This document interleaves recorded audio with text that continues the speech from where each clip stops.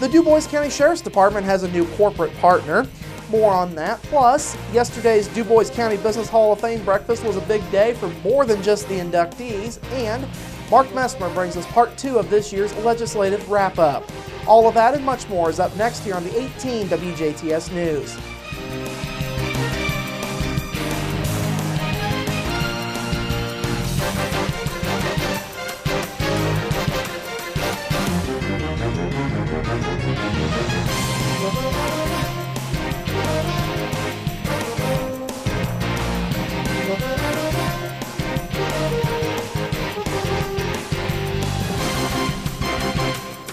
Hello, I'm Bradford Raths. We begin with a pair of arrests stemming from an investigation into a stolen motorcycle. The story began back on Monday as Indiana State Police started investigating the theft of a 1998 BMW motorcycle belonging to Rosetta Albright.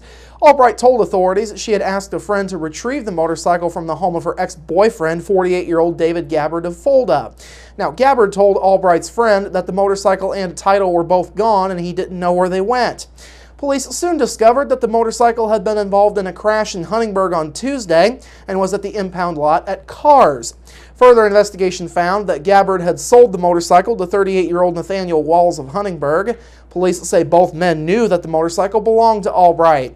Police found the two men at their homes Wednesday evening and took them both into custody. Gabbard is charged with level 6 felonies for criminal conversion, theft, and receiving stolen auto parts, along with a Class B misdemeanor for false informing. Meanwhile, Walls is looking at level 6 felony counts of theft and receiving stolen auto parts. Both men were transported to the Spencer County Jail. The Du Bois County Sheriff's Department now has a new corporate partner. Yesterday, Sheriff Donnie Lampert presented a plaque to Classic Bolt Carriers Incorporated on behalf of the Indiana Sheriff's Association. The Brettsville-based trucking company recently decided to support the Sheriff's Department by becoming a corporate member of the Indiana Sheriff's Association. Now, the ISA says corporate memberships range from $50 to $1,000 a year in support. Classic Bolt Carriers committed to a $500 corporate membership. Classic Bolt Carriers owner Keith Hedinger says the new partnership is all for a good cause. Sheriff Lampert and his whole crew does an excellent job in Du Bois County, and we just want to do our part. They do a great job at holding criminals down or crime down, so Du Bois County is a great place to live. So we appreciate everything they do. Hedinger founded Classic Bolt Carriers back in 2001. The company currently owns about 35 trucks and employs more than 40 people. Meanwhile, Lampert is thankful that a local business stepped up to help out his department. It really means a lot to law enforcement when we can have, especially a corporation that supports what we're trying to do, and that's make our community a little better.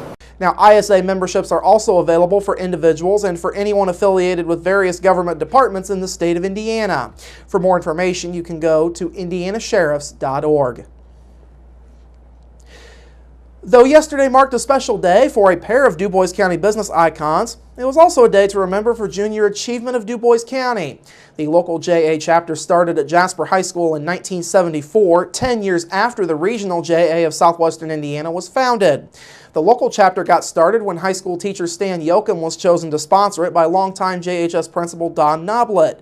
Yoakum wound up serving as the chapter's secretary for about 12 years as part of his many years being involved with the organization prior to retiring from teaching. Yoakum was also honored yesterday with a Lifetime Achievement Award from JA for his service. Now, today, Junior Achievement of Du Bois County serves more than 4,000 students across the 4 county school corporations, or roughly 50% of local students.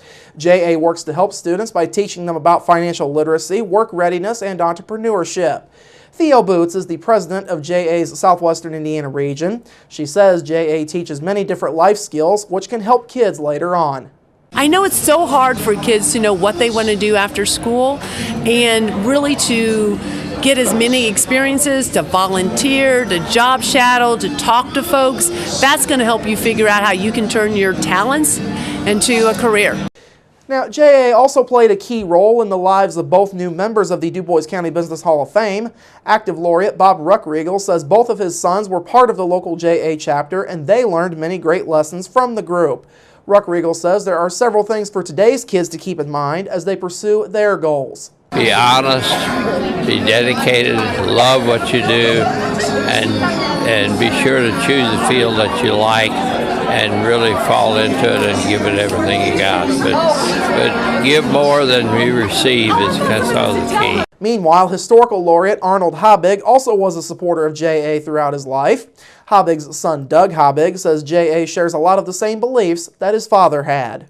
He had the background of coming up from very dire circumstances and coming up through the Depression. He worked in a lot of different jobs, many that could be considered very menial now, and so he developed a respect for all kinds of people and the work that was done. So I think he'd say that don't ever forget that it's a lot more than you. It's not about you, it's about all the other people that it takes to build a successful organization. For more information, you can go online to jaswin.org. And finally tonight, the Indiana State Board of Education has approved a new letter grading system for schools despite extended debate over procedural rules and deadlines. A large portion of Thursday's meeting was spent arguing over last-minute changes to the proposed A to F school accountability system, which gives equal weight to student growth and performance. Board members expressed concerns that the changes proposed by the Department of Education have not been open to public comment, thus they could be rejected by the Attorney General's office. The board chose to approve the original language and hold off on any necessary changes until it's all settled by state officials. On a related note, Governor Mike Pence also signed measures that shift authority over Indiana's standardized testing and other education policy matters from Democratic State Schools Superintendent Glenda Ritz yesterday. Republicans say these changes clarify control of education policy, while Democrats maintain they will undermine the will of voters who elected Ritz back in the 2012 election. All right, coming up after the break, rain will mostly hold off until Monday, so enjoy a sunny weekend, and later, part 2 of Mark Messmer's legislative wrap-up. We're back after this.